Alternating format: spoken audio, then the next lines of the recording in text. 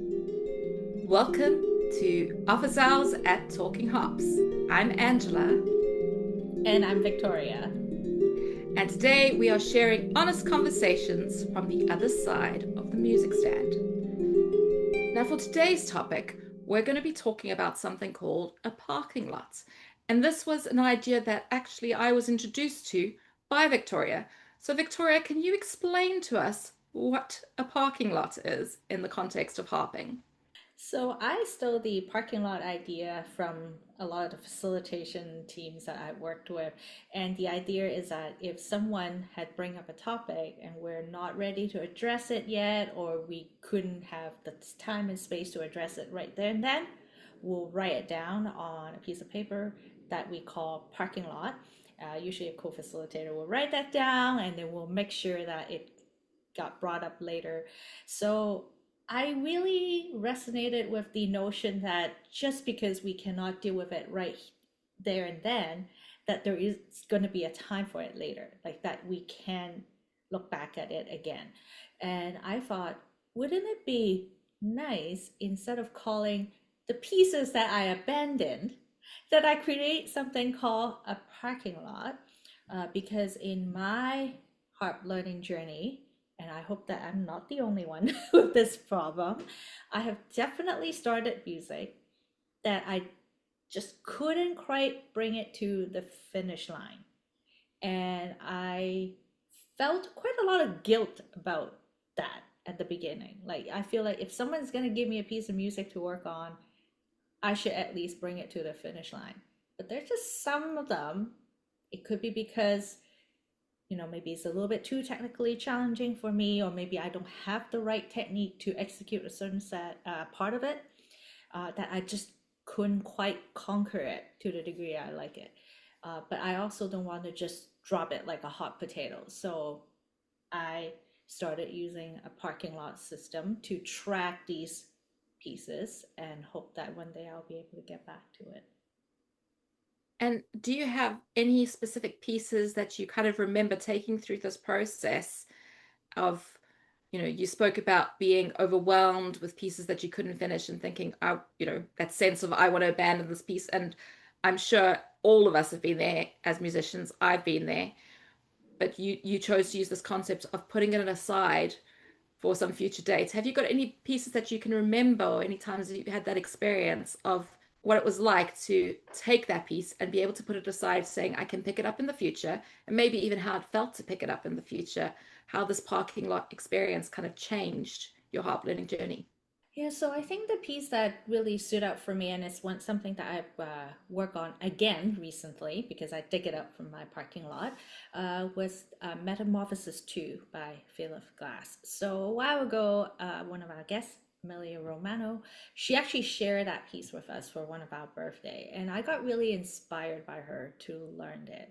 And if you have listened to that piece of music, there is a pretty challenging right hand passage where you're playing a lot of chord really fast, and you really need to be able to execute them quite cleanly in order to get that true sort of Philip Glass music kind of feeling. And I just couldn't quite get it to the degree that I like. And I felt like I put quite a bit of work to that section already, and I'm just losing steam. And I think that is something that happens to me, not just in music, but like I think if I'm trying to brute force my way into troubleshooting something, I actually end up losing interest rather than being able to continue to forge ahead. And I was cognizant that like when I'm getting that feeling, I could either, completely give it up, or maybe I can tell myself that, hey, I need more time to process that little passage, or maybe it's just a little bit too much for me right now. And I put it in the parking lot. And recently, when I dig it up, I look at it and say, okay, I think I know where my problem spot is. I feel a little bit more energized by challenge because I've been playing some other pieces that I found relatively easy. So I said, okay, let's give this little passage a go. And I did do better this time now. So I'm actually able to kind of figure out that section and play it in a way that makes sense. So now I'm working on that piece again. And I think hopefully that kind of shows that like learning is not linear, right? There's so many sort of, I call it little twists and turns that you might not expect. And I think the parking lot is my acknowledgement that my harp journey might not be, say, as my teacher predicted, or even I predicted. Because I mean, how many times I pick up a piece of music and I go, oh yeah, I can totally do this. And then you play it, and you're like, ah, I'm not sure if that's for me. But I also don't want to get discouraged. Like, have you ever got discouraged by a piece of music so much that you just kind of want to throw yourself in a wall? And I do have a story to share, but I'm going to ask you first before I get to my story. Yeah, I resonate with what you're saying. I think that the parking lot provides a way for you to say, this isn't working right now. I feel like I'm hitting a brick wall with this piece. I've been diligent in practicing. I've been trying different strategies, but right now it just isn't working. Maybe because of motivation, maybe because of current skill level. You need to go back and work on some technique, maybe, a whole bunch of things. But you're able to put it on that parking lot with the view of it's not working for me yet, or it's not the right season yet for me to work on this. I've taken as far as I can now. And I think this is where it comes into that idea of, is a piece ever really finished? Because we take a piece to a certain point based around, where we want to at that point, or where our ability is at that point, how much time we're able to devote to it, how much motivation we have. And and then there's an opportunity to say, all right, I've taken this as far as I want to right now.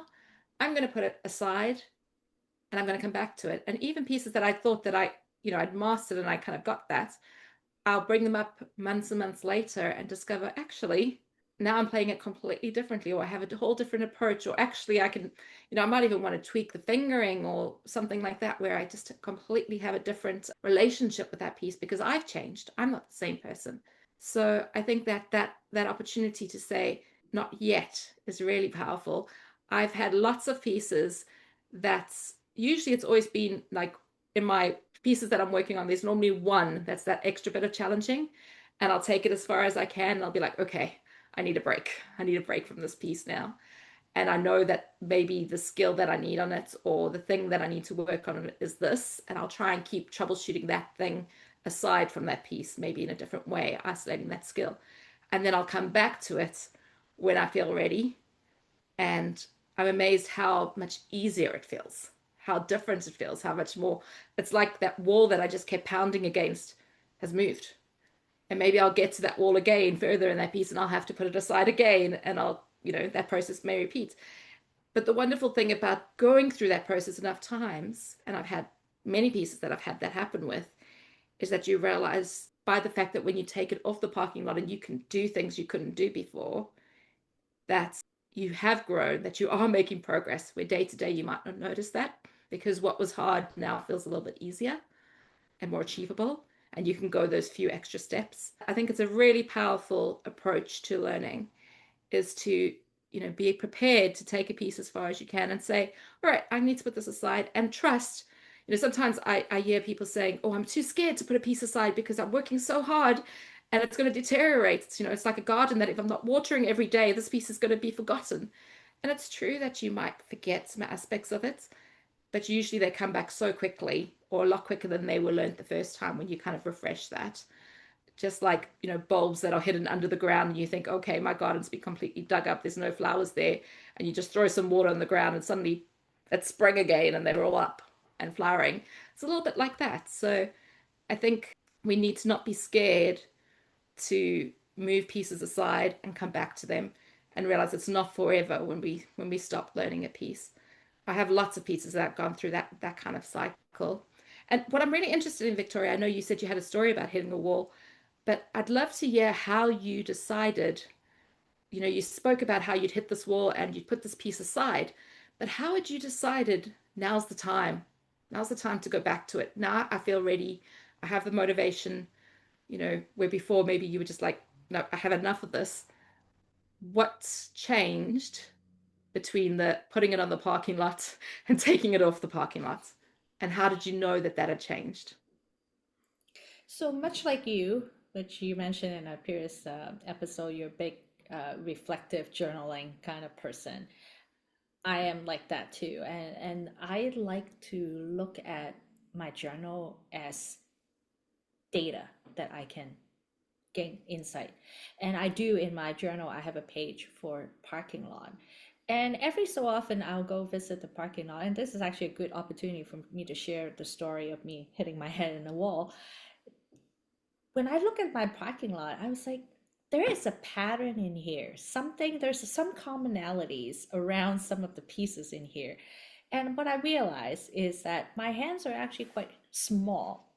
And perhaps I was choosing music that I couldn't just physically play very uh, efficiently because of some physical constraint of mine. And when I make that realization and I say, okay, let's try some other music, not that I finished the piece in the parking lot, but that insight had given me some motivation to try something different, which leads to results as well. So that was very helpful for me. And I kind of take that mentality into looking at the other pieces in my parking lot.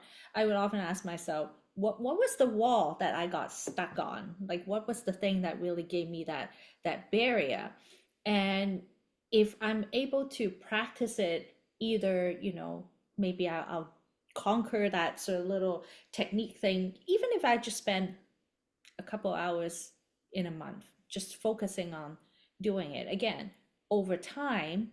um, I actually got more skilled at doing that particular thing, and I would know it. And then I would say, okay, now maybe it's a good time for me to go back to give that a go, because that particular place that I got stuck on require that skill. So I kind of like to look at the parking lot not just a passive place for me to put things in, but also as an opportunity for me to gain some insight as to what I might need to work on, or is it just something that I don't enjoy because it's not my style of music, and that's okay too, right? Like I feel like there's so much music. It's almost like the opposite problem of what I encountered when I was a kid, because when I was learning piano, the exam book is all I have, and maybe a couple of staple classic piano student books. Now there's so many choices, and there's no reason why I need to stay with a piece that I don't resonate with, right? So I kind of have to learn to discern, like, hey, am I just giving this up because I just don't like the sound of this because it's so not me, or is it because there is something in there that I couldn't do, that if I put more work in, I might be able to get over, right? So I think for me, a signal of sort of it's time for me to get back into something is if I have that realization that, hey, maybe I have mastered some skills that is what required in order to push that piece through, or I might realize that, hey, if I tweak this a little bit, then it will suit how I like it. So there has to be some relationship, like interaction between the parking lot pieces and me in order for me to figure that out. Otherwise, the parking lot is just a piece of paper. Yeah, there's so many brilliant takeaways from that. I think what you said about the parking lot being physical, being an actual place in your notebook that exists. It's not just this conceptual place that we kind of throw things into and forget what we put in there. You actually had the accountability of having it written down and being able to see what was parked and being able to have a vehicle to review that so that you could think about when you wanted to take out pieces. And the other thing that I thought was really interesting that you said was that when you park something in the parking lot, it doesn't mean A, that it's there forever, or B, that you definitely will take it out. Sometimes there will be things that you reflect and you say, actually, the reason I've parked this piece is because it just doesn't suit me at all. It's not a piece I like. It doesn't suit my physical, restraints of my own body and my finger size and my own technical skills or my goals. And that's not, I don't want to troubleshoot that in a way or adjust the piece. It's just not right for me. It's not a good fit. And I've discovered that through playing this piece, that it's not a good fit for me even going forward. And so there might be pieces that do just kind of from the parking lot get removed altogether from your wish list of playing. um, so I think that that's really interesting to have that physical element in your notebook, to be able to have the power to review it and to interact with it, to either take things off it whenever you feel that that's the right time, or to take to completely throw things off it, and to remember that the parking lot isn't this rubbish dump of pieces, this place that we just dump things, where our whole kind of music kind of goes into this abyss of, sort of a black hole, and we hope that they come back to us again.